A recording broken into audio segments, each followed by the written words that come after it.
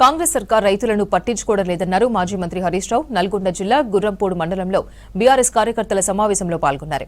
రాహుల్ గాంధీ, రేవంత్ రెడ్డి కలిసి తెలంగాణ సంపదను దోచుకుంటున్నారని ఆరోపించారు. ఇంకా 60% రుణమాఫీ అమలు కాలేదన్నారు. సన్నవడ్లకు బోనస్ ఇవ్వడంలో కాంగ్రెస్ ప్రభుత్వం విఫలమైందన్నారు. నల్గొండలో మిల్లర్ల దగ్గర మంత్రులు డబ్బులు తీసుకుంటున్నారని విమర్శించారు. రేవంత్ సర్కార్ ఇచ్చిన హామీల్లో ఒక్కటి కూడా నిలబెట్టుకోలేకపోయారన్నారు హరీష్ రావు. సంచికి 2 కిలోలు తరగట్టున్నారట, క్వింటల్కు 5 కిలోలు తరుగు పెడుతున్నారు.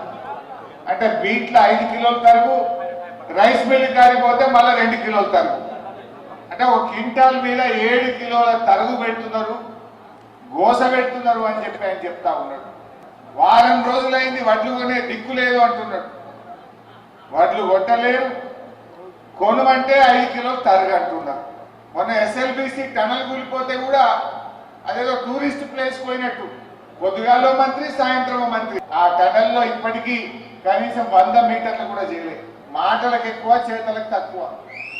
ఆనాడు బీఆర్ఎస్ ప్రభుత్వం 11.5 కిలోమీటర్లు ఎస్ఎల్బిసి టనల్ను పూర్తి చేసి మేము దగ్గరికి తెస్తే మీరు రాగానే ఆగమాగం చేసి మీ కమిషన్లకు టనల్ కుప్ప కూలిపోయింది. 8 ప్రాణాలు బలి పెట్టుకున్నారు. ఇలా పాపం మా రైతులు చెప్తున్నారు, పోతే ఏదైనా ఒక్కటన్నా రైతులకు ఇచ్చిన ఒక్క మాట నిలబెట్టుకున్నారా రేవంత్ రెడ్డి ప్రభుత్వం?